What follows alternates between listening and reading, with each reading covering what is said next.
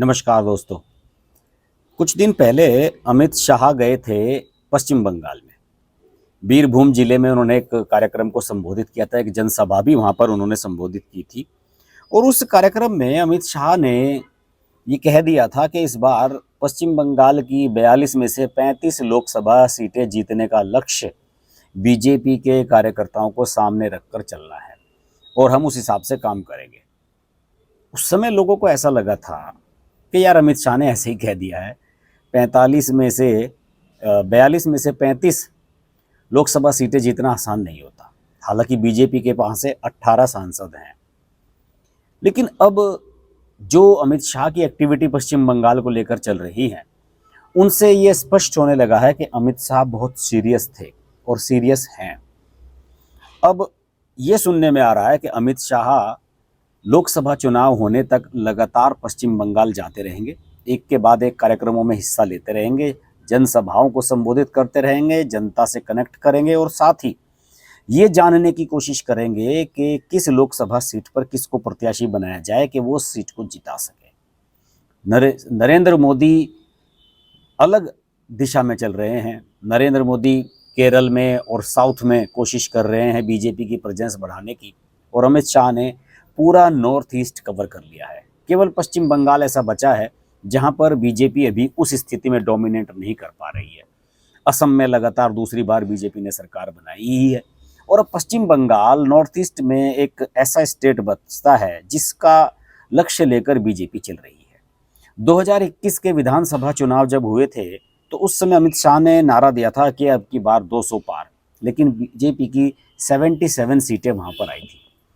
TMC बड़ी खुश हुई थी कि 77 सीटें पर ही अटक गई है बीजेपी की गाड़ी, लेकिन वो लोग भूल गए थे कि 3 या 4 ही विधायक हुआ करते थे यहाँ पर बीजेपी के, और उससे बीजेपी 77 पर पहुंची। तो बीजेपी ने कितना बड़ा जो कवरअप है वो किया था यहाँ पर चुनाव के सिलसिले में। बात करते हैं लोकसभा चुनाव की। अमित शाह 14 अप्रैल को गए थे अंतिम बार पश्चिम बंगाल, और अब फिर जा रहे हैं 7, 8 और 9 मई को। जी हाँ, बड़े कार्यक्रमों में भाग लेने के लिए अमित शाह जा रहे हैं। 14 अप्रैल को जब वो गए थे तो जो दक्षिणेश्वर काली मंदिर है फेमस कोलकाता का, वहाँ पर उन्होंने पूजा की थी। बीरभूम में जनसभा की थी जिसमें उन्होंने 35 सीटों वाली बात कही थी। लेकिन अब वो 7 मई को वहाँ पहुँच रहे हैं और गुरुदेव रविंद्रनाथ टैगोर की 162वीं जयंती पर होने वाले कार्यक्रमों में वो भाग लेंगे। 8 मई को अमित शाह मुर्शिदाबाद में एक जनसभा को संबोधित करेंगे। मुर्शिदाबाद बहुत महत्वपूर्ण जगह है। अब इस समय भी मुर्शिदाबाद इस समय महत्वपूर्ण इसलिए हो गई है क्योंकि मुर्शिदाबाद में जो सागर दीघी विधानसभा सीट है उसका उपचुनाव अभी कुछ महीने पहले हुआ था, और जिसे ममता बनर्जी हारी हैं। 2021 का चुनाव जब हुआ था विधानसभा का और ममता बनर्जी प्रचंड बहुमत के साथ जीत कर आई थी, उसके बाद ये पहली करारी हार है। कांग्रेस ने वहाँ पर लेफ्ट दलों के सहयोग से वो सीट जीती, और मुर्शिदाबाद जिला मुस्लिम बहुल इलाका है। बीजेपी यहाँ लगातार अपनी प्रेजेंस बनाने की कोशिश कर रही है, और इस अल्पसंख्यक बहुल आबादी वाले जिले में भी अमित शाह का कार्यक्रम को, एक रैली को संबोधित करना बहुत बड़ा मैसेज देता है। 8 तारीख को मुर्शिदाबाद में जनसभा करने के बाद 9 मई को अमित शाह जाएंगे जोरसांग को ठाकुरबाड़ी, जहाँ पर गुरुदेव रविंद्रनाथ टैगोर का जन्म हुआ था। मध्य कोलकाता में ये जगह है, और आप सब लोग जानते हैं कि गुरुदेव रविंद्रनाथ टैगोर को किस तरीके से माना जाता है बंगाल की कल्चर में। बंगाल की कल्चर से जुड़ा हुआ नाम गुरुदेव रविंद्रनाथ टैगोर बन चुके हैं। नोबेल पुरस्कार विजेता रहे हैं, बहुत प्रख्यात कवि थे। उनकी किताबें, उनकी पेंटिंग्स एक अलग ही कल्चर है दूसरी, और बंगाली उनसे बड़ा कोरिलेट करते हैं। अब उसी को लेकर इन्होंने कुछ कार्यक्रमों में भाग लेने का ऐलान किया है। ठाकुरबाड़ी जाएंगे, उसके बाद उसी शाम को साइंस सिटी में एक कल्चरल प्रोग्राम होगा। उस कल्चरल प्रोग्राम को आयोजित करेंगे राज्यसभा सांसद हैं बीजेपी के स्वपन दास गुप्ता, पत्रकार भी रहे हैं। उनकी एक सोसाइटी है, कल्चरल सोसाइटी है उनकी, खोला हवा, वो इसको आयोजित कर रही है। इसमें फिल्म अभिनेत्री हैं, बंगाली फिल्मों की जानी मानी अभिनेत्री हैं ऋतुपर्णा सेन गुप्ता। आपको ध्यान होगा कि कुछ हिंदी फिल्मों में भी आई हैं। बहुत खूबसूरत अभिनेत्री हैं, बहुत अच्छी डांसर भी हैं। उनका कार्यक्रम इसमें होगा और अमित शाह वहाँ पर चीफ गेस्ट होंगे। आपको बता दूं कि 2021 में भी कुछ जब इस तरह से चुनाव का माहौल बन रहा था, 2021 में विधानसभा चुनाव हुए थे पश्चिम बंगाल के, तो 2020 में बीजेपी ने ऐसे ही कार्यक्रम शुरू किए थे। मेरे ध्यान है ठाकुरबाड़ी में गए थे जेपी नड्डा, बीजेपी के जो अब अध्यक्ष हैं। और दुर्गा पूजा जो 2020 में हुई थी, दुर्गा पूजा का उत्सव आप जानते हैं कोलकाता में कितना बड़ा होता है, उसकी शुरुआत अमित शाह ने की थी। इसके अलावा शांति निकेतन गए थे, जहाँ से जुड़े रहे हैं गुरुदेव रविन्द्रनाथ टैगोर विश्व भारती यूनिवर्सिटी है जो, उसमें एक कार्यक्रम आयोजित हुआ था 2020 की ही शायद बात है या 21 की शुरुआत की, उसमें भी अमित शाह गए थे और वहीं से सारी चीज़ें शुरू हुई थी। उसके बाद शुभेंदु अधिकारी बीजेपी में आए थे और बीजेपी ने यहाँ पर एक बड़ा माहौल तैयार किया था, जिसकी वजह से बीजेपी को यहाँ 77 सीटें जीती थी। और ऐसे कल्चरल प्रोग्राम से अमित शाह जानते हैं कि जनता से कनेक्ट किया जा सकता है।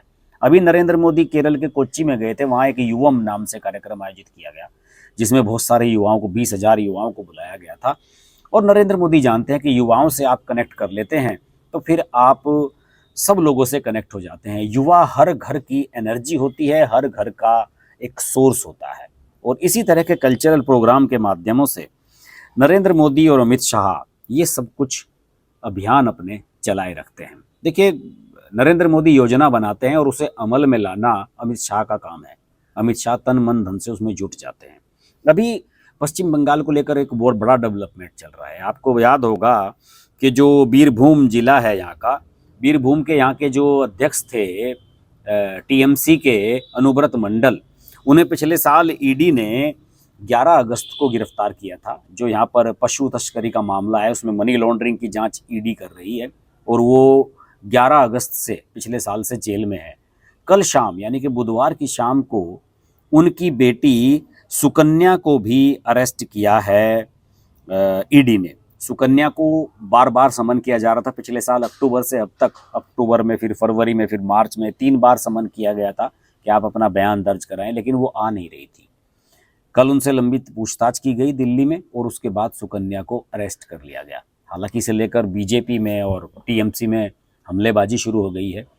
टीएमसी वालों का कहना है, जो कुणाल घोष हैं टीएमसी के नेता, उनका कहना है कि ये गलत है और अनुव्रत मंडल की बेटी ने क्या किया है। तो इस पर बीजेपी ने जवाब भी दिया है कि अनुव्रत मंडल की बेटी अब सारा उनका जो कारोबार है वही देखती है। स्कूल टीचर है कहने के लिए, लेकिन अकूत संपत्ति है उसके पास। जितनी भी संपत्ति है वो सारी की सारी संपत्ति अब सुकन्या के पास ही है। सुकन्या अकेली है उसकी संपत्ति की वारिस, और सारे हिसाब किताब जो अनुव्रत मंडल के हैं, लेन देन, वो सुकन्या देखती है। तो बीजेपी ने आरोप लगाया कि अगर आपको बार बार ईडी जांच पड़ताल के लिए बुला रहा है तो आपको आना चाहिए वहाँ पर, और अगर आप जांच पड़ताल का हिस्सा नहीं बनेंगे तो फिर आपको इसका नुकसान तो उठाना ही पड़ेगा। तो आप जानते होंगे कि टीएमसी के मेरे ख्याल में 3 एमएलए ऑलरेडी अंदर जा चुके हैं अलग अलग मामलों में, कोई शिक्षक भर्ती घोटाले में, कोई मनी लॉन्ड्रिंग मामले में। तो ममता बनर्जी पर और टीएमसी पर भयंकर दबाव है। और दूसरी तरफ अमित शाह की ये कोशिशें चल रही हैं कि किसी भी तरीके से इस बार पश्चिम बंगाल को बीजेपी के लिहाज से एक बड़ा स्टेट बनाया जाए और यहाँ पर 18 से अधिक सीटें जीती जाए। ये एक बहुत बड़ा चैलेंज है। 2014 में जब यहाँ 4 सांसद जीत कर आए थे बीजेपी के, तो सबको तुक्का लगा था, लेकिन 4 से वो 18 हुए और 18 से 35 होने में देर नहीं लगेगी अगर अमित शाह इसी तरीके से वहाँ काम करते रहेंगे तो। पश्चिम बंगाल की राजनीति पर हमारी नज़र लगातार बनी रहेगी और पहले भी बहुत सारे वीडियो मैंने इस पर बनाए हैं। अगर आपको ये वीडियो अच्छा लगे तो इसको लाइक कीजिएगा, शेयर भी कीजिएगा। पश्चिम बंगाल से अगर आप हैं तो कमेंट बॉक्स के माध्यम से आप मुझे कमेंट में लिखकर बताइए कि आप किस तरह के वीडियोज़ और देखना चाहते हैं। और मुलाकात होती रहेगी, चर्चा होती रहेगी। अगले वीडियो में आपसे फिर मुलाकात होती है। तब तक के लिए नमस्कार।